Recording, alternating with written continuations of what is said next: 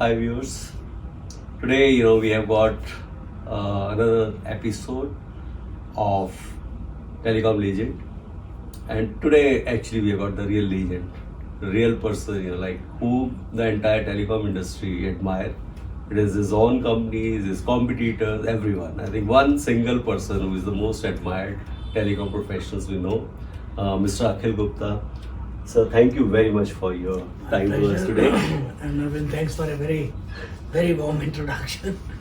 No, sir, actually, this is coming from my heart because I know you for almost 2.5 decades now, and you're like, we keep talking about you in the industry. So everybody has such a great respect for you. Thank you. And so you have seen telecom industry. Actually, this whole series is about educating youth, like from where to where this country has reached. There was a time where in India there was maybe one phone in the neighborhood to a stage where like everybody has got multiple phones, multiple devices. So you have seen that journey. So I'd like to hear from you about that. Well, I think telecom in India has been very clearly the poster boy of reforms, which started in 1992. And we all, I'm sorry, I don't think we all know what the condition of telecom at that time was. When we came into this industry, before that, the typical advice to anybody was that when a child is born, please book a telephone, because by the time he becomes an adult, there's a likelihood that he might get a phone. And from there, over a period of time, as we have seen, a phone available in 10 minutes, 15 minutes, maybe instantly. It's a long and a beautiful journey that we have covered.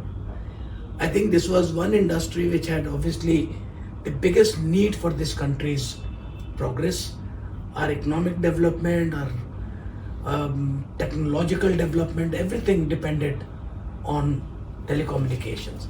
And so this has been absolutely a fascinating journey. When we started, especially started with mobile services, it was supposed to be for only rich people. Because the phone was something like ₹1,00,000. The services started with 16, very quickly came down to 4, 5, 6 rupees a minute. But still, it was completely unaffordable for the common man. And as we had this journey, one thing which we realized was that there were a lot of myth around this industry. I'll give you a couple of examples which I've personally experienced. When we came into this industry, we were told that the line per customer, right, costs something like $1,000, or I forgot the figure, but the typical thing was that a line per customer, because we were used to telephone lines and per customer connectivity, and we all believed it that it will be $1,000 per line. Right. And as we got into the industry, we realized there is no line here. Right. In mobile, there is nothing like a line. Right. It's airlines. It's about how much a customer is consuming, and that's where we realized that this is a whole lot of maybe self-serving, that per customer we'll charge $1,000. And we realized that if a customer uses very little, the cost allocable to him can be very small. So there were a whole lot of learnings. And one big learning to me throughout that journey was, you have to keep your mind open for new ideas.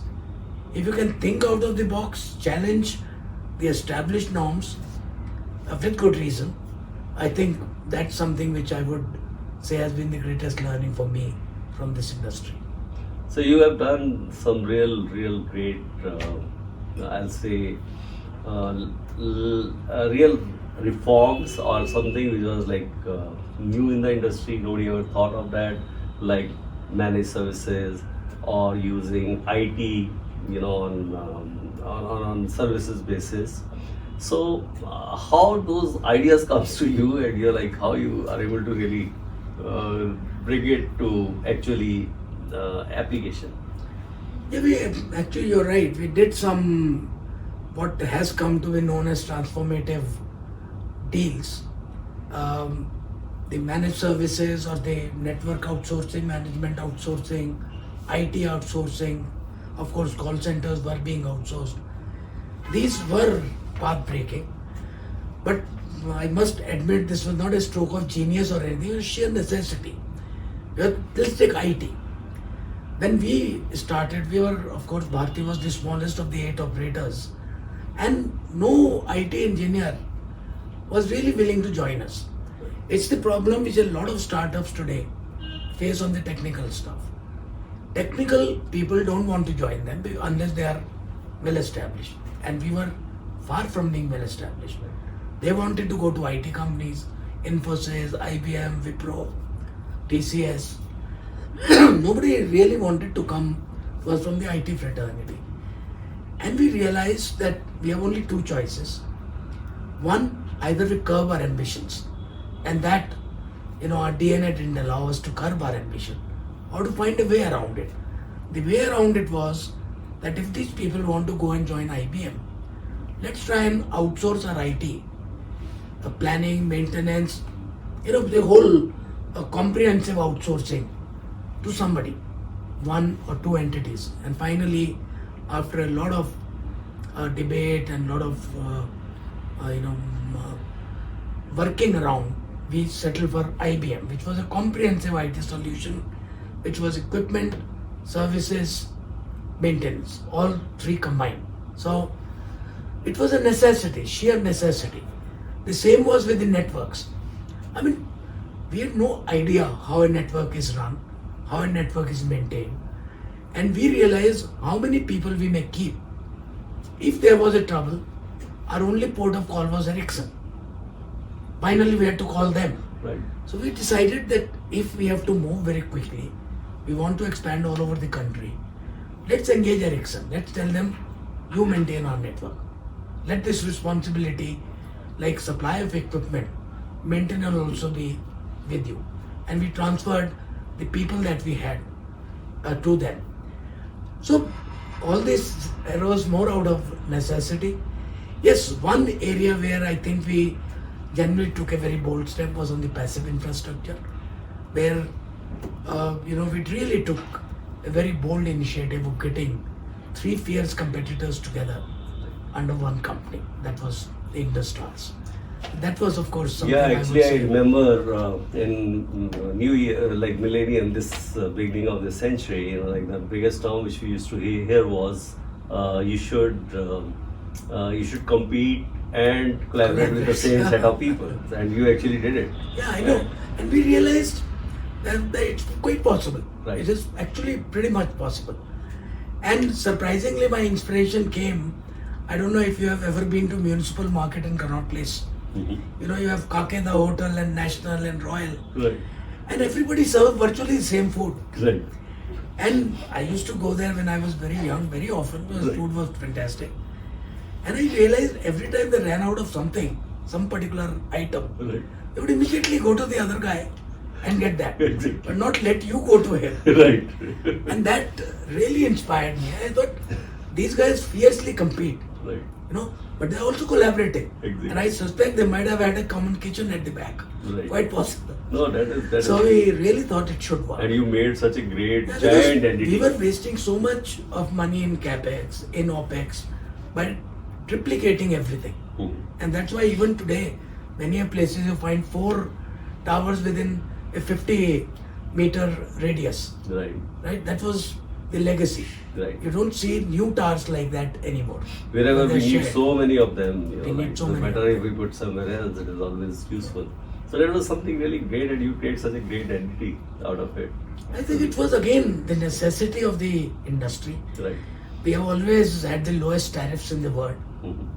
Therefore, there was no way but to produce the service at the lowest cost as well.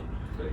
And the best was by sharing. Yeah. Saved us capex, saved us a lot of opex, saved us a lot of energy cost. So it worked out quite well. And in the process, a new industry came up. Right. And sir, you have been president of TSSC all along. You're emeritus president for us. And I think the kind of commitment you have given to the skilling and the guidance you have given, I think it is really great. And thanks to you, so many industry leaders are associated with us. So you know this field so well. What is your guidance to the youth, like for their career?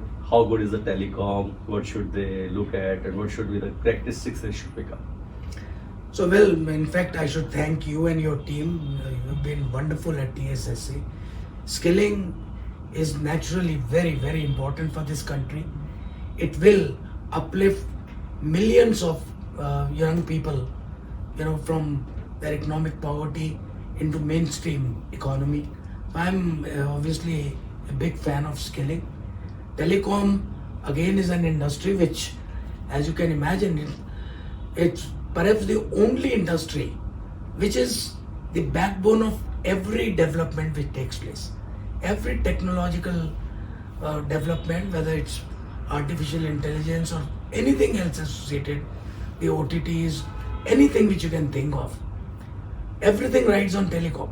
And therefore telecom industry without a doubt becomes an extremely important industry. And so I always told people that I don't ever agree with the thing that we can't run a dumb pipe. I think the dumb pipe is the smartest pipe. Right. If you can monetize it well and you can run it like a good business, it's a beautiful pipe, because on this pipe rests the entire digital infrastructure of the country. So my advice to the youth will be, take to telecom. There are so many opportunities available and they will keep coming, because telecom is an evolving industry. It will keep, new opportunities will keep coming. Also, there's attrition in this industry because people who are trained in telecom get very easily absorbed by other industries. Yes. So this is one industry which I think will keep giving ample scope of employment to all the young people. And I think TSSC is doing a great job under your leadership, Arvind. And we really need to make sure that it's not just the tier 1, tier 2, tier 3 cities.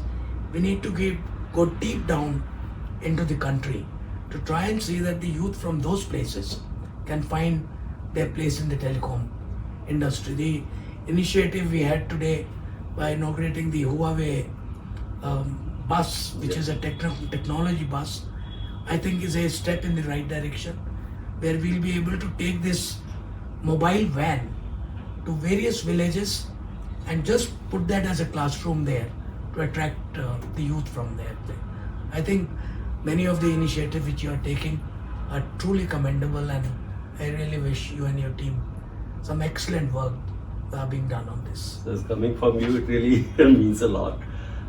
So I think we are a non-profit organization, and definitely I think if we have to really contribute a lot to the society, we need to generate our own funds, and definitely CSR is one area. And we talk about Huawei, Ericsson, Nokia, they have supported us last year quite well.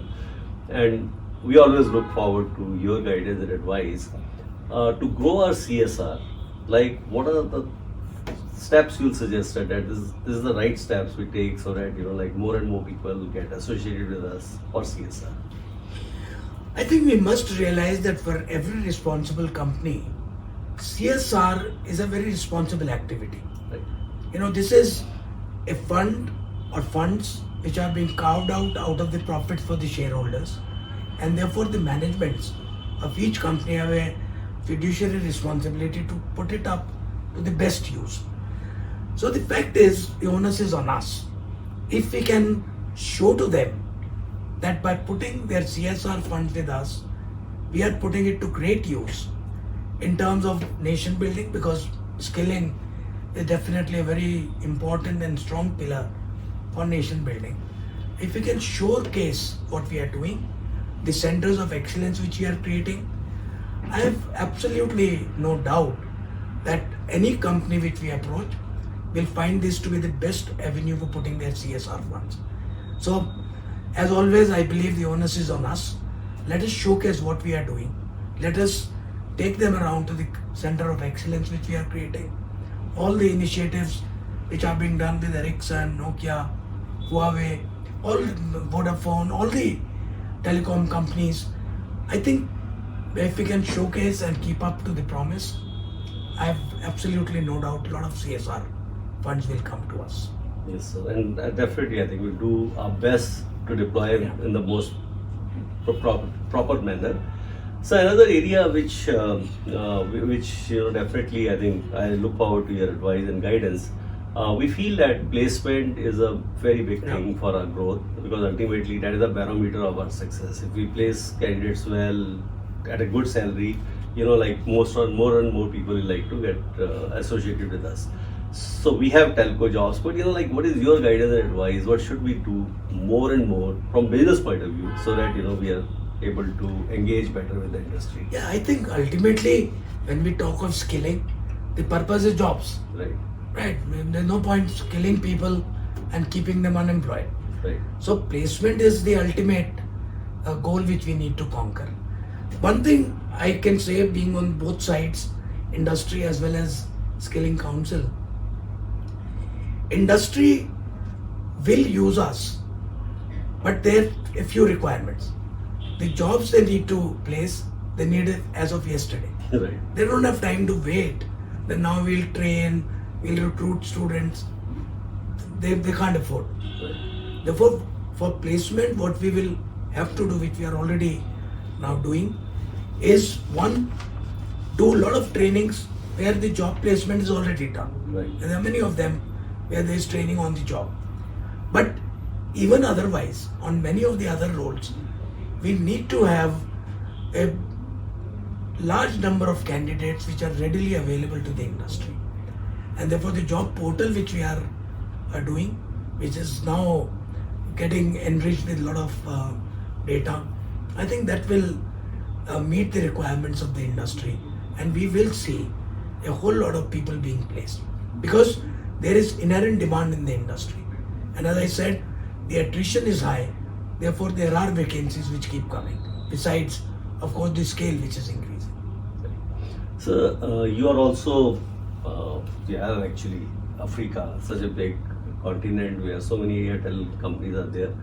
Also, tower companies everywhere, they have got your people who have worked with you or who have got such a high respect for you. So on international placement, because that is a requirement which Prime Minister Modi also says, that let's make India as a skill capital of the world. There, what is your guidance and advice to us? Well, I think again there will be tremendous amount of demand, because when I look at the 14 countries that we operate in Africa, there is a huge shortage of skilled manpower. The talent is scarce. I think India can definitely fill in, but again, it's a matter of a start. We are making some inroads there. I have no doubt that once our Indian students and qualified people go there, in every discipline, whether highly qualified roles or maintenance jobs, etc., they will make a mark. So it's just a matter of time. I think the initiative we are starting at SSC, I'm sure in the coming years will bring us some good results. But there is a big need there. Right. So last year we saw launch of your book, Some Sizes for All. Right. So we like to just, maybe people like to hear about that. What is the experience, how the idea came to you? I know that we have all gained out of that book, but how the idea came to you? So as you can see, the title itself is a bit contrarian. Yeah. It says some sizes fit all. Right. When we all know, everybody says that same size does not fit all. Right. And the reason why I wrote this book was because I've heard this too many times, right? Especially when things don't work out. Right. And I realized that whatever you do, whichever business, whichever geography, there are some basic fundamentals of business which remain the same. And that was the idea, to try and tell the readers that don't get taken in with too many complexities. Keep it simple, follow some basic rules, and the rest will follow.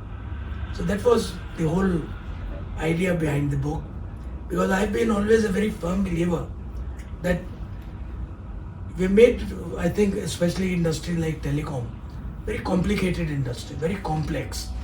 There's so much of jargon going. There is everything to do with network, technology, IT, and everybody tries to confuse it even more. By Perhaps because every professional wants to show Right. that he's very special. Right. He's an expert. And so one of the things which I always believe an expert job is to simplify things and not complicate.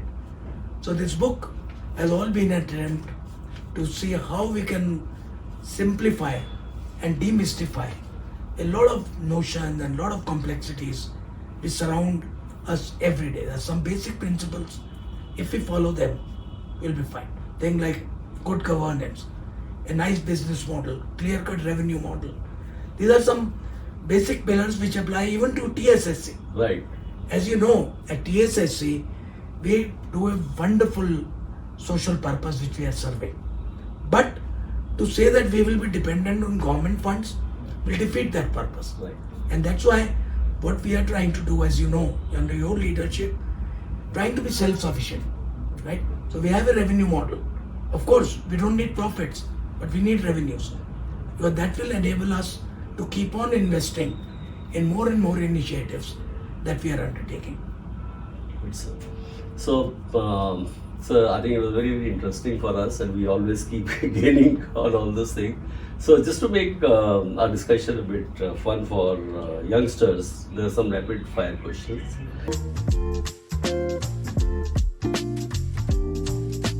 I'd like to hear from you, what is your favorite book? Besides your own books. That's not my favorite. You know, there were two books which have always been my favorite right from my school days. And they were Fountainhead and Atlas Shrugged by Ayn Rand. Okay. But today, my favorite book right now is Chip War by Chris Miller. Okay. And that's because it's very topical. It's about semiconductors. It's a great book to read and learn about this fascinating industry. Thank you. And what is your favorite song, sir? Well, I'm a big music lover. So, but two songs on the English side very clearly will be Killing Me Softly Okay. and I Can't Help Falling in Love with You. Mm-hmm. And Hindi songs? Sir? Hindi, my I think latest favorite is Abhi Mujh Mein Kahin by Sonu Nigam. Oh, great, sir. Thank you.